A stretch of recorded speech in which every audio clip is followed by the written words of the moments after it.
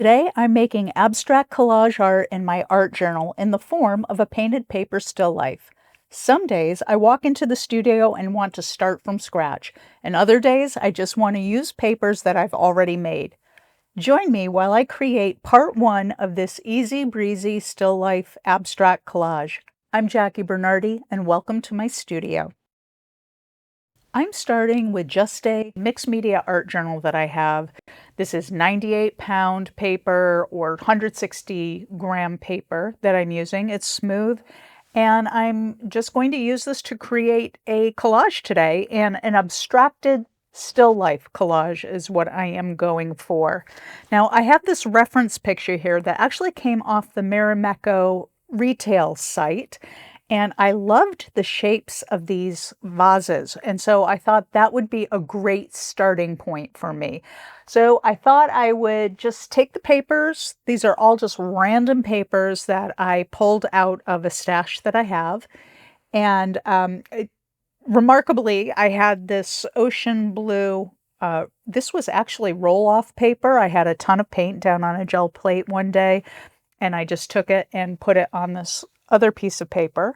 And I'm going to use that as the background for this collage. So what I just was doing there is I took some tailor's chalk and I just sort of marked the perimeter of the page for my art journal. And using this rotary cutter, I'm going to try to cut an organic shape to use as the background. Now, I wouldn't say the look I'm going for is a mid-century look, but it's not that either. I just want a fluid shape. Now, I can tell right away that this is too large for the page, so I'm going to have to cut it down a little bit more, which is just fine. But what I love about using this rotary cutter is that it allows me to very easily create fluid shapes, and that's really what I'm looking for the background.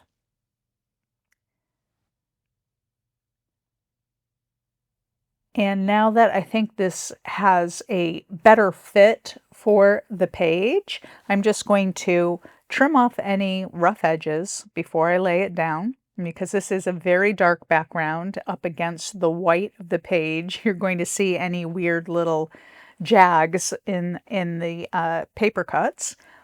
And I'm going to use Yes Paste to put down this background.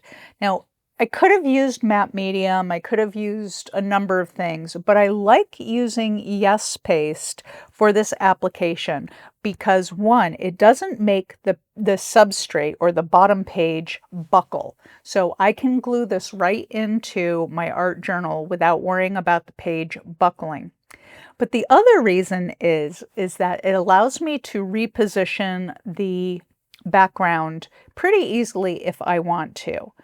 So you don't need very much Yes Paste if that's what you're using. Yes Paste is pretty much the same as an Elmer's glue stick.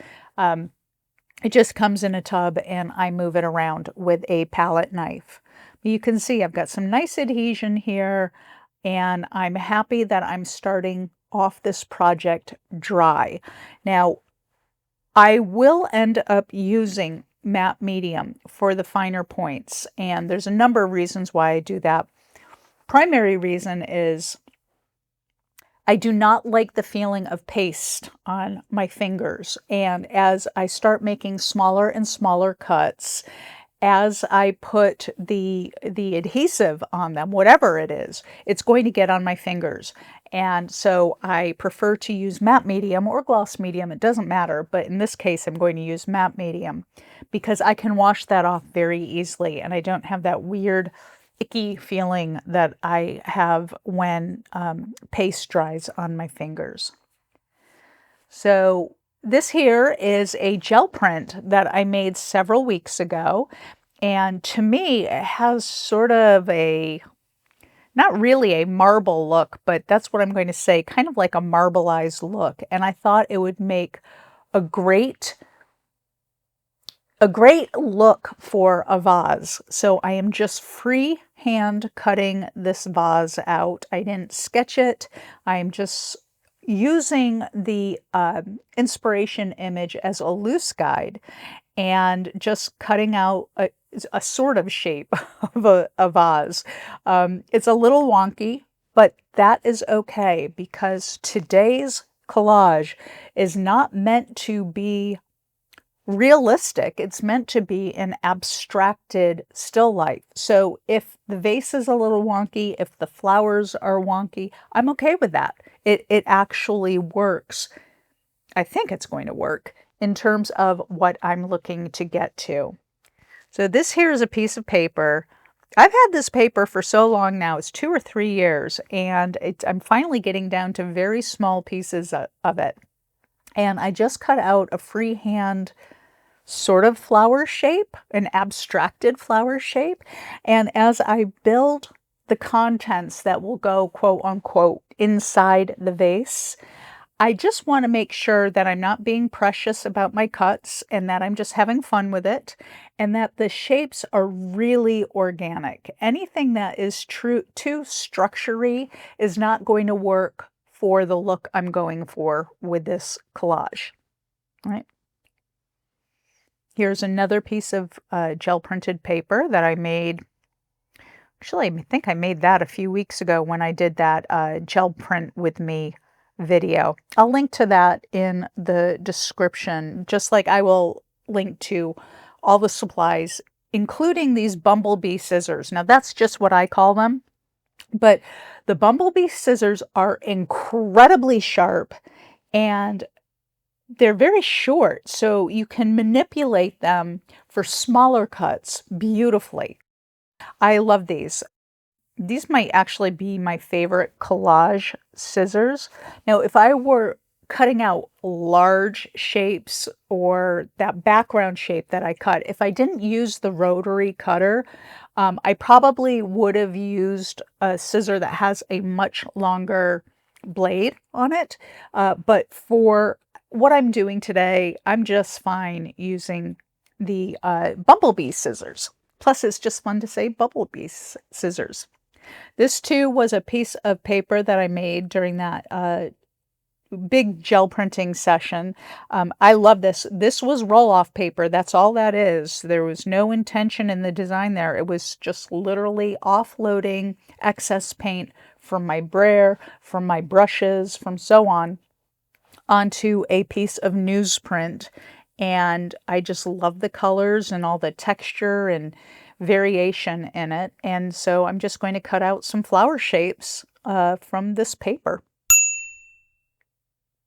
This is the great thing about having paper painting sessions where you do not have a planned use for the papers. Now, if you are going to create something very specific, you can always create papers specifically for that project. That's what I did last week with the transparent papers that I was making for the giant oyster project, right? I was very intentional about the colors I was using and the effects that I was going. But all of these papers that you see here, these are papers that I've made over years. They were never designed to go into any specific project and certainly weren't designed to go into this project. I just grabbed them randomly and said, okay, what can I make out of it? And that's what I'm doing here.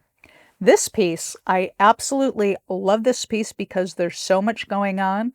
But if you just looked at that piece of paper and told me that you were going to make flowers out of it, I'd probably giggle and you would probably giggle as well because it's unseemly. There's weird blues and blacks and all that. But I felt like this was the perfect paper to make a sort of like thistly looking type flower shape that's going to go in this abstracted still life. So I'm just making some cuts to make some really thin, not tendrils, but leaves coming out of the bottom of the shape of this flower. Again, I'm not going for a realistic look, but I am going for a look where when you look at the whole piece, you do get a sense that this is a floral still life. but I don't want it to be perfect or precious. And believe me, I will not make it perfect or precious, but I will have fun while I'm doing it. All right, I've got enough shapes here now where I can start piecing together this arrangement. Now, I don't believe that these are all of the pieces of papers that I'm going to use. I'm certain I'm going to be cutting up some more.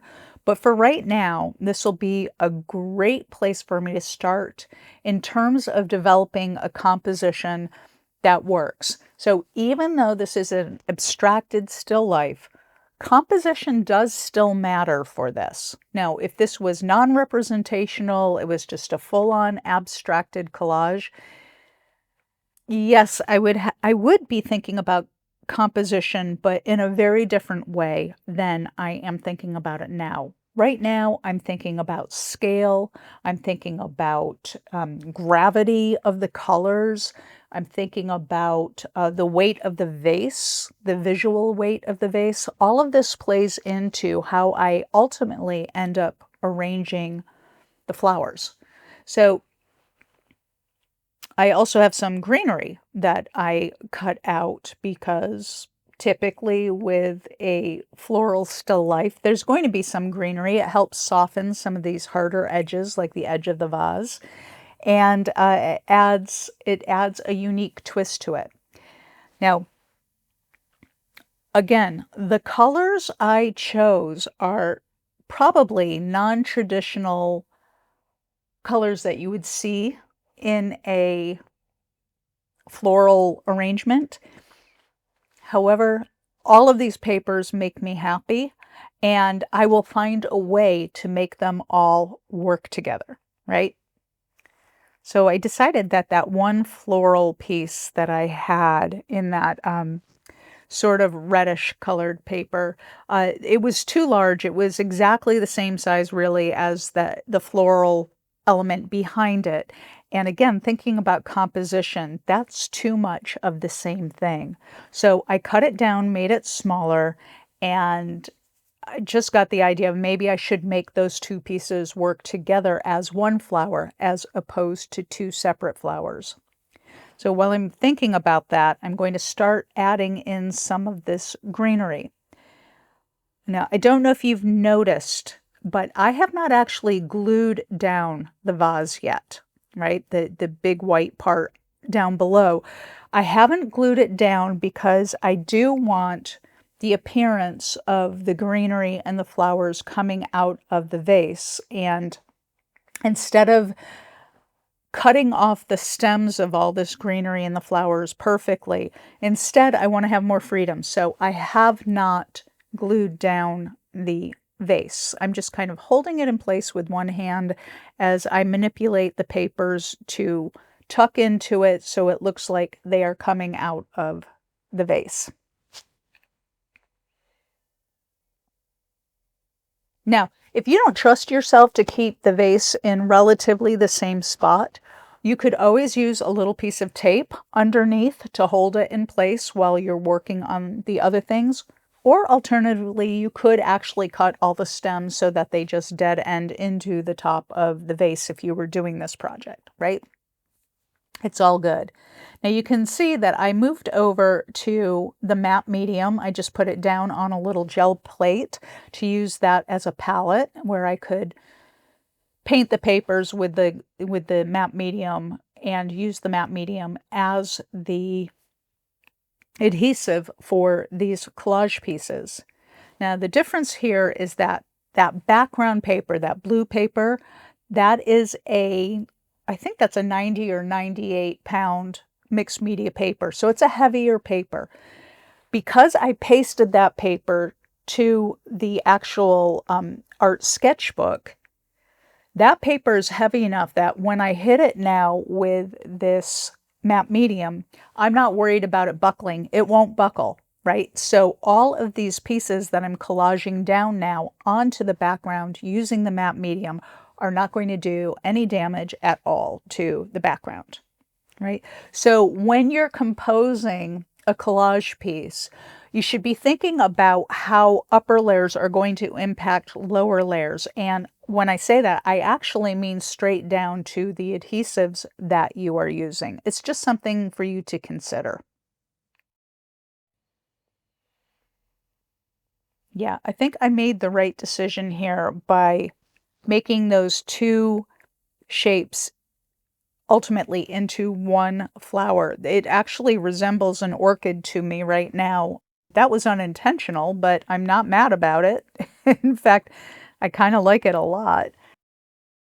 And I would say at this point, even though I had already put those two bluish flowers, the ones to the left and the right, even though I had put those down first, I feel like that tall flower is going to be, I don't know, the statement piece out of the flowers. I don't know if that's the right way to say it. I just feel like that's going to kind of wag the tail for the composition for everything else that I do here. Now, all of these, uh, I'll call them flower petals that I'm putting down right now, these pink ones. These were all cut out. All of the flowers, floral elements were free cut, meaning I didn't sketch them. I just used my scissors, sort of like back in the day when people used to have silhouettes done and the artist would just freehand cut the images. That's what I did here. So all of those little elements that make up that pink flower, they're all freehand cut. They're not perfect. They're not size great. They're not anything, but I'm making them work together to create this one tall flower. And you'll see later, I go in to create a little more detail on that so that they stand out more. But I'm loving that none of these shapes are perfect. And also, by the way, loving that the colors aren't a perfect or traditional floral arrangement color. It's part of the abstraction, and it makes me happy. Now, I thought it would be fun to have a punch of color, and I have this piece of orange roll-off paper, or was that, no, that was roll-off paper. And it's really bright, and I thought that would be awesome to have in here, but I wanted to have something that was kind of contrasty with it. So I put it on to this piece of green paper that I created on the gel plate. It's sort of an off-color green, right? It's not at all like the green that we already have in the collage. It's just kind of off-colored. But it's really making the orange stand out. And as I decide where I'm going to put this, I don't know if it's a leaf or if it's a flower. I'm not really sure what I want it to be yet. But I'm going to audition it in a couple spots in this composition. And that first spot, I'm not so sure. I think I had it up too high. It was competing with everything. I think this is a better spot where I've put it here now. It just, by putting it lower, I think it actually gave the collage some more depth. And so even though this is a two-dimensional collage, obviously, you can create the appearance of depth by placing things lower in front of and in a way that forces your eyes to move around the objects differently, giving the appearance of depth. I wanted to have some more of this orange, so I created another one. And this time I want to direct the eye across the collage. You can do this with color, you can do this with shape, you can also do this with dimensionality, even on a two-dimensional work. I like the way that this is shaping up. I am a little bothered by the pink flowers. They're just so samey, like all of them. Even though they were freehand cut and each individual shape is different, the way it's looking on the page looks like just one odd blob of pink flower. So I'm going in with some of this magenta. It's actually deli paper, and I can't even tell you when I did that, probably 2 years ago. It's just been sitting in my stash waiting for use. And I thought I would use it to start creating some definition in the flowers. Of course, by doing that, now I've realized I want more definition in all the shapes there. So I'm actually going to go in now and cut another over leaf for that orange and green leaf down below. Now, this is what happens, right? When you start working on collage and when you start honing in and working on finer pieces, it begets you working on more and more, and it becomes a little extra. And I love where this is going in terms of extra. And so as I'm cutting this shape and I'm seeing what's possible for this particular leaf or flower, whatever you want to call this orange and green piece, it's making me think of all the different things that I can do with the collage pieces that are already on here. So what I'm deciding in this moment is that there is a lot more to do with this piece, and I'm excited about it. But it's going to have to continue on to next week because there's a lot, and this would be a very long video. If you've enjoyed this, I would love for you to join me in my private free resources community. You can find the link for that down below, and come back next week for part 2. This is what I would watch next.